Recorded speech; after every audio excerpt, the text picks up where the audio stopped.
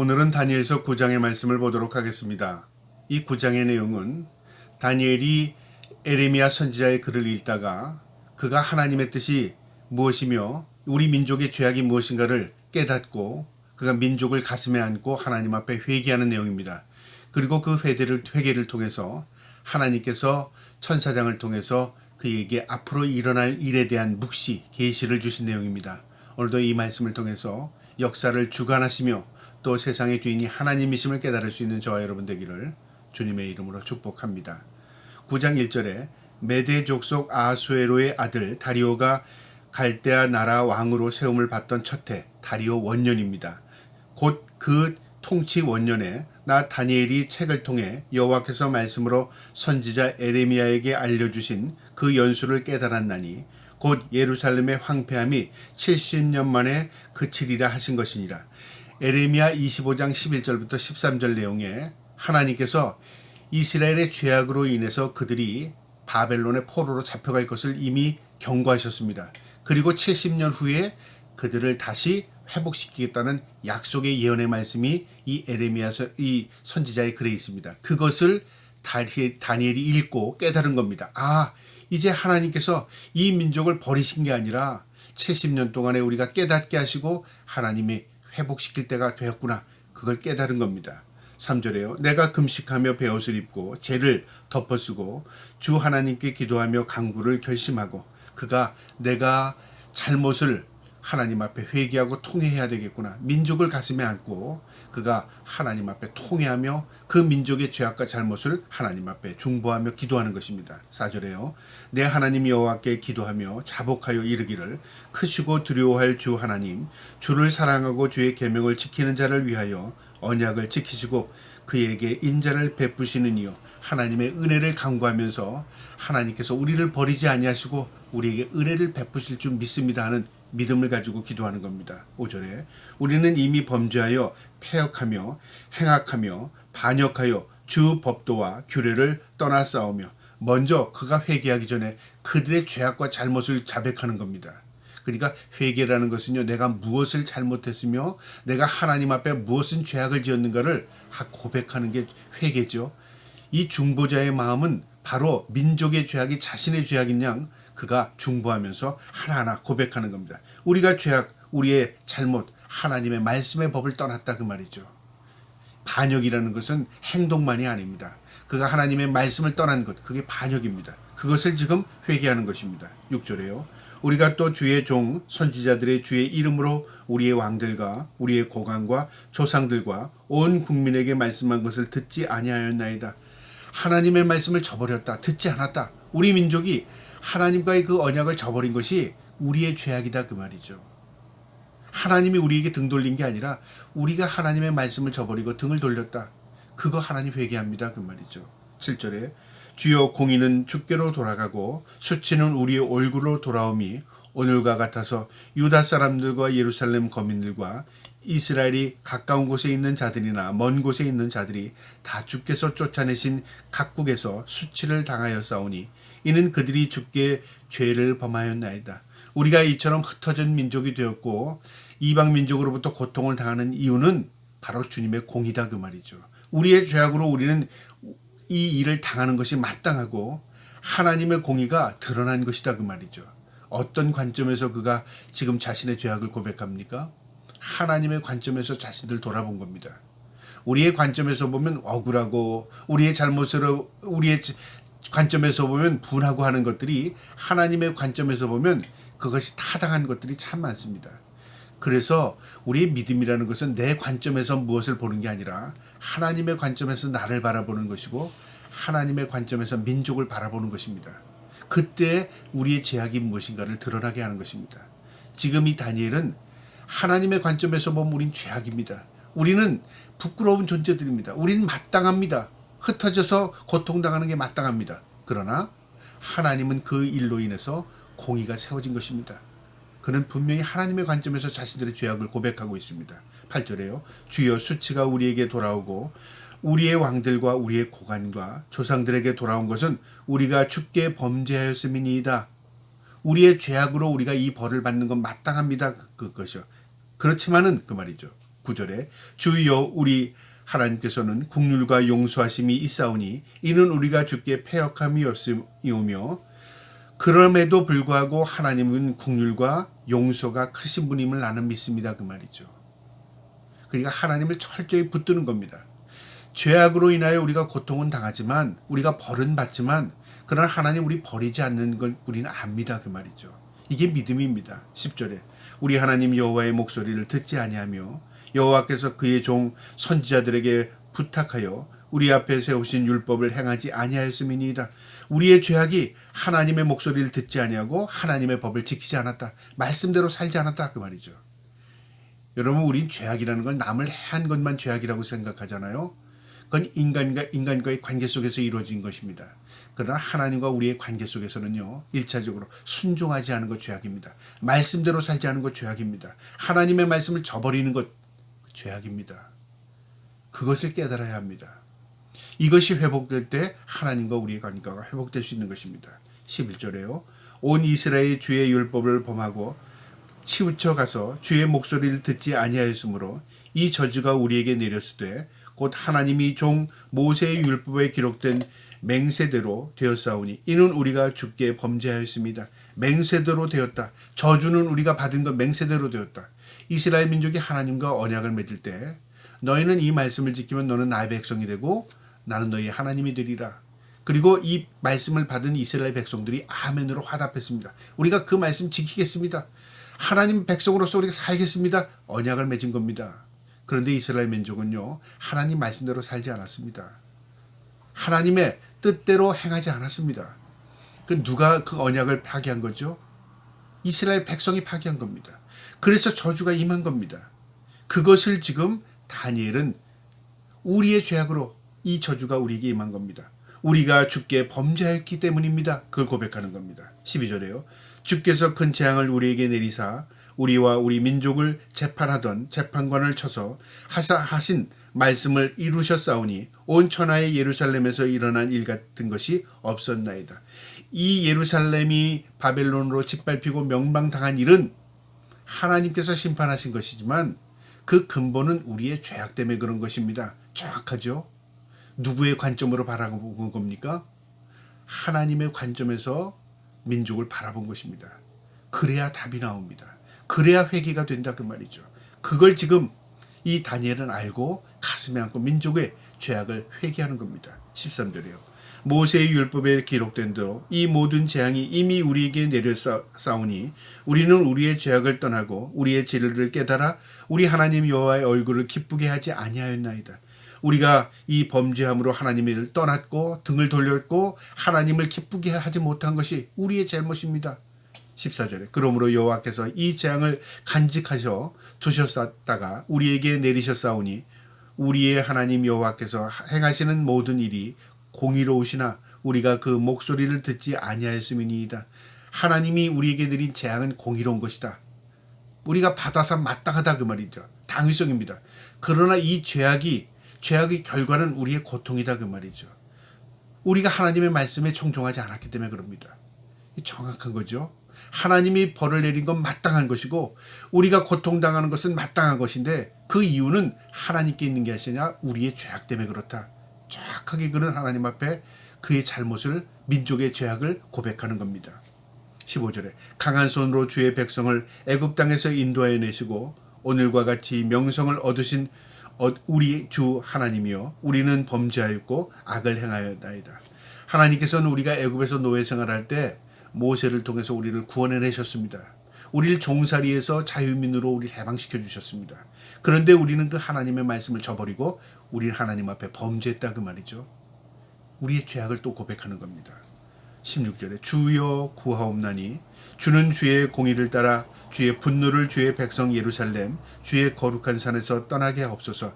이는 우리의 죄와 우리의 조상들의 죄악으로 말미암아 예루살렘과 주의 백성이 사면에 있는 자들에게 수치를 당함이니이다. 예루살렘에 내린 재앙, 성전에 임했던 재앙, 다른 민족 이방인들로부터 짓밟혔던 이 재앙 모든 것들이 우리의 죄악인 줄 압니다. 그러나 하나님, 긍휼의 하나님, 사랑의 하나님, 이 재앙을 거두어 주시옵소서. 이게 회개입니다. 먼저 자신의 죄악이 무엇인가를 깨닫고 그 죄악을 하나님 앞에 낱낱이 고백하고 그 다음에 하나님의 은혜와 긍휼을 구하는 것입니다. 17절에 그러하온즉 우리 하나님이여 지금 주의 종의 기도와 간구를 들으시고 주를 위하여 주의 얼굴빛을 주의 황폐한 성소에 비춰시옵소서. 다시 주님의 얼굴빛을 비춰주셔서 우리에게 은혜와 긍휼을 베풀어 주옵소서, 그 말입니다. 18절에 나의 하나님이여 주를 기울여 들으시며 눈을 떠서 우리의 황폐한 상황과 주의 이름으로 일컫는 성읍을 보옵소서. 우리가 주 앞에 간구하옵나는 것은 우리의 공의를 의지하여 하는 것이 아니요 주의 큰 긍휼을 의지하여 함이니이다. 우리가 뭐가 잘나서 우리가 이제 회개했기 때문에 다 문제가 해결돼서 우리가 공의로워서 하나님 앞에 기도하는 거 아니라 그 말이죠. 철저하게 우리는 죄악된 거 우리가 압니다. 그러나 주님의 은혜와 긍휼을 구하는 것입니다. 우리를 불쌍히 여겨 주시옵소서, 그 말이죠. 이 기도가 우리의 기도여야 합니다. 이 민족을 가슴에 안고 우리의 죄악으로 인하여 이 남북이 갈라졌습니다. 우리의 죄악과 잘못으로 인하여 저 북한 땅이 호시탐탐 이 민족의 아픈 상처를 회집고 있습니다. 그리고 이 민족이 회복될 수 있도록 하나님 은혜와 긍휼을 베풀어 주시고 우리가 신사참배한 것, 우리가 하나님의 은혜와 긍휼을 저버린 것, 말씀대로 이 민족이 살지 못한 것 하나님 앞에 회개해야 합니다. 그래야 하나님의 은혜와 긍휼이 임하는 것입니다. 19절에요. 주여 들으시옵소서, 주여 용서하시옵소서, 주여 귀를 기울이시고 행하시옵소서, 지체하지 마옵소서. 나의 하나님 이여 주 자신을 위하여 하시옵소서. 이는 주의 성과 주의 백성이 주의 이름을 일컬은 바 됨이니이다. 이 무슨 말이냐면요, 우리를 긍휼히 베푸시고 우리가 회개했기 때문에 베풀어 주세요, 그게 아니라 주의 이름을 위하여, 그 긍휼과 사랑이 많으신 그 하나님의 이름을 위하여, 그 하나님의 언약을 위하여 우리를 긍휼히 여겨 달라는 겁니다. 그리고 우리가 이방인들로부터 우리가 욕먹는 하나님이 욕되지 않게 하기 위해서 그 천적의 하나님의 긍휼을 위하여 기도하는 겁니다. 우리가 뭐 좀 나아서 이제 회개했으니까 우리 회복시켜 주세요, 이제 우린 다시는 안 그럴 테니까 용서해 주, 그게 아니라 하나님의 이름으로 하나님의 은혜와 긍휼로 이 백성을 은혜를 베풀어 달라는 겁니다. 철저히 하나님의 은혜를 간구하는 것입니다. 20절에요. 내가 이같이 말하여 기도하여 내 죄와 내 백성이 이스라엘의 죄를 자복하고 내 하나님의 거룩한 산을 위하여 내 하나님 여호와 앞에 간구할 때 민족의 죄악, 자신의 죄악, 이 민족이 그동안 지었던 모든 죄악들 하나님 앞에 낱낱이 고백했다는 겁니다. 21절에 곧 내가 기도할 때 이전에 환상 중에 본 그 사람 가브리엘이 빨리 날아서 저녁 제사를 드릴 때쯤에 내게 이르렀더니, 그 기도가 마쳤을 때에 환상 가운데 하나님의 전사 가브리엘이 나타난 겁니다.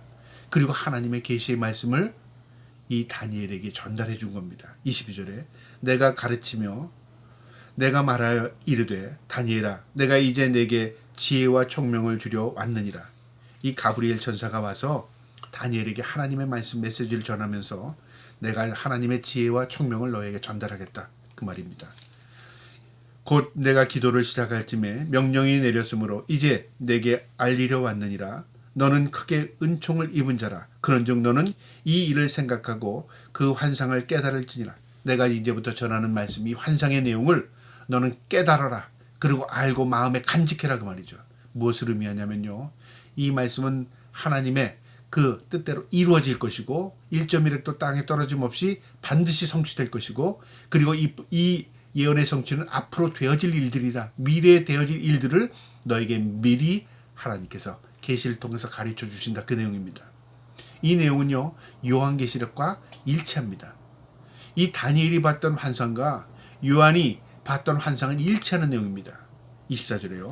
내 백성과 내 거룩한 성을 위하여 7 이레를 기한으로 정하였나니 허물이 그치면 죄가 끝나며 죄악이 용서되며 영원한 의가 드러나며 환상과 예언이 응하며 또 지극히 거룩한 이가 기름을 부음을 받으리라. 무슨 내용이냐면요, 거룩한 성을 위하여, 이스라엘 예루살렘을 위하여, 하나님의 백성을 위하여 7 이레를 기한을 정했답니다. 그러니까 이 모든 세상의 역사를 7 토막으로 나눈 겁니다. 7 이레, 이 7이라는 숫자는 완전수거든요. 하나님의 수입니다. 완전수. 하나님께서 어떤 시기를 정하신 겁니다. 한때, 두때 이렇게 어떤 때를 정하셔서 7일을 정해놓고요. 그 영원한 하나님의 의가 드러날 것인데 어떻게 드러나냐면 예수 그리스도 기름 부음 받은 자를 통해서 하나님의 약속이 성취되는 것을 너희가 알게 될 것이다 그 말이죠. 그러니까 기름 부음 받은 자는 메시아 예수 그리스도를 상징합니다.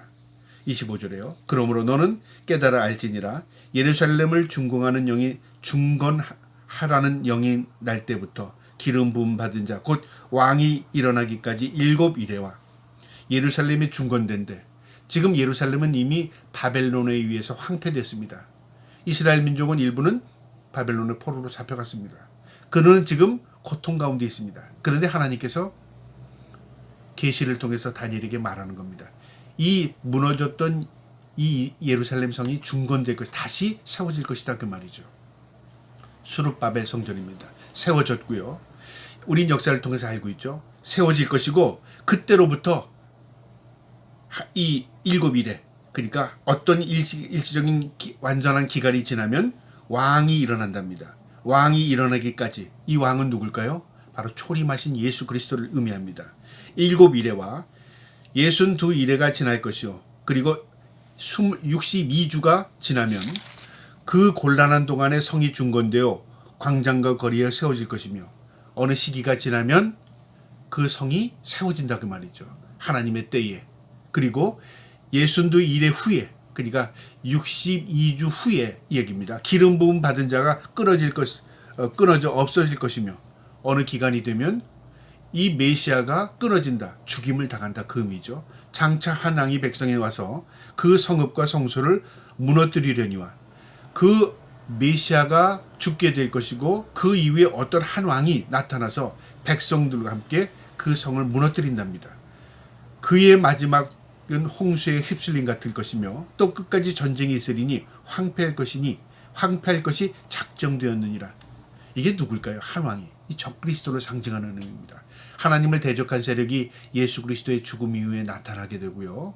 그리고 얼마 동안 그 통치를 받던 이 백성들이 이제 심판대에서 마지막 전쟁을 통해서 끝까지 전쟁이 있답니다. 그리고 황폐한 것이 작정되었답니다. 그러니까 이게 회복이 되는 게 아니라 황폐가 작정되었다. 그 외에 심판이 있다 그 말이죠. 다 때가 있다 그 말이죠. 주님이 오실 때 그리고 이스라엘 민족이 성을 중건할 때 적그리스도가 나타날 때 적그리스도로 인하여 세상이 혼란 시기가 올 때 그리고 그 이후에 어떻게 된다고요? 이제 심판이 기다리고 있는 겁니다.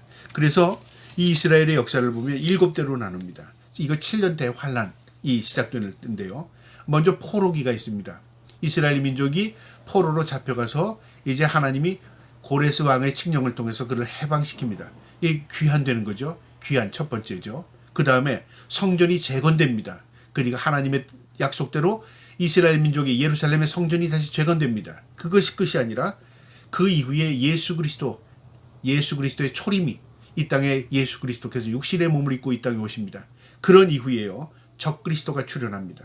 그리고 적그리스도가 세상을 혼란케 만듭니다. 그리고 말세의 대환란이 닥치게 됩니다. 그리고 사람들이 의식을 잃어버리죠. 그러니까 온전한 의식으로 살아가는 게 아니라 오염된 의식 가운데 살아갑니다. 신앙도 그리고 하나님과의 관계도 다 어그러집니다. 그리고 그리스도의 재림이 임박하게 됩니다. 그리고 예수님께서 재림하십니다. 그리고 마지막에는 하나님의 나라가 도래합니다. 그러니까 하나님의 심판과 함께 하나님의 백성들이 모아지는 거죠. 그리고 천국에 입성하는 겁니다. 이것을 7대로 나눈 겁니다. 그러니까 상징적인 의미죠. 이 한때 두 때는 한 주 두 주가 아니라 어떤 정해진 하나님의 완전한 시기가 있다는 거죠. 우리가 오늘날 이 흐름을 통해서요. 지금은 우리가 어떤 시기에 있는가 사람마다 생각하는 게 다 다르고요. 신학자의 관점마다 다 다릅니다. 그런데 중요한 것은요. 때를 읽을 수 있는 이 안목은 분별력입니다. 사람마다 다를지라도 이게 마지막 때가 다가오는구나. 세상이 점점 어두워지는구나. 적그리스도가 지금 혼란케 만들어서 우리의 의식이 지금 흐려지는구나. 이것은 우리가 깨달을 수 있는 것입니다. 26절에 62 후에 기름 부음 받은 자가 끊어질 것이며 장차 한 백성이 와서 그 성읍과 성소를 무너뜨리려니와 그의 마지막은 홍수에 휩쓸려 갔던 것이며 또 끝까지 전쟁이 있으리니 황폐한 것이 작정되었느니라. 그 다음에 27절에요. 그가 장차 많은 사람들과 더불어 한 이래 동안의 언약을 굳게 맺고 그가 그 이래의 절반에 3년 반 그러니까 7년 동안의 중간이니까 3년 반이죠. 그 절반 동안 이래 또 절반에 제사와 예물을 금지할 것이며 그러니까 신앙생활 하지 못하게 만드는 겁니다. 하나님과의 관계를 다 끊게 만드는 겁니다. 또 포악하고 가증한 것이 날개를 의지하여 설 것이며 그러니까 하나님의 자리에 자기가 올라서는 겁니다. 또 이미 정한 종말까지 진노와 황폐하게 하는 자에게 쏟아지리라. 그리고 그 이후에 하나님의 심판이 임합니다. 계시록 11장 1절부터 13절에 보면요. 7년 대환란에 대한 내용이 나옵니다. 이 내용이 좀 더 요한계시록에는 구체적으로 임하게 됩니다. 나타납니다. 그러니까 예수님이 이 땅에 오시기 그 직전에는요. 환란의 시기, 혼란의 시기가 옵니다.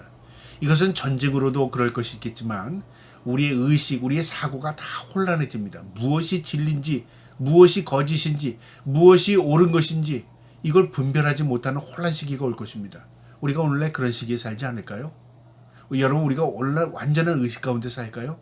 여러분 저는 그렇게 생각하지 않습니다. 의식이 점점 희박해집니다. 이게 환란이 아닌가? 저는 제 나름대로 그렇게 생각합니다. 마지막에요.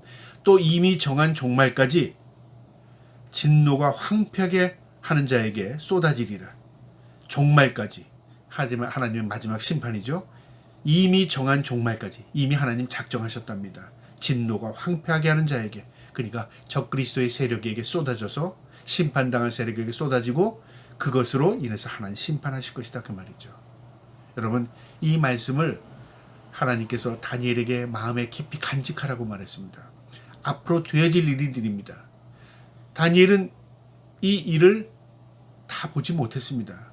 어떤 사람도 이 일이 다 이루어진 것을 아직 보지 못했습니다. 그 시기에 그 세대마다 이 말씀을 통해서 깨닫는 겁니다. 아 우리가 어떤 시기에 살고 있구나. 아 지금 우리가 어떤 시기에 지금 닥쳤구나. 나름대로 그 의미를 깨닫고 있는 것입니다. 여러분 어떤 시기에 산다고 생각합니까?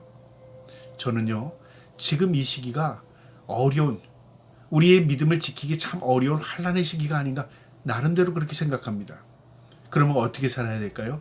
주님 오심을 우리가 준비하는 마음으로 늘 깨어 경성하는 마음으로 믿음으로 살아야 합니다. 그리고 이 땅이 전부가 아니라는 걸 깨닫고요. 이 땅에 소망을 두고 사는 게 아니라 하나님 앞에 소망을 두고 살아야 할 시기가 아닌가 그렇게 생각합니다. 저와 여러분이 이 말씀 마음에 두시고요. 늘 이 말씀을 마음에 간직하고 살아갈 수 있는 저와 여러분 되기를 주님의 이름으로 축복합니다. 아멘.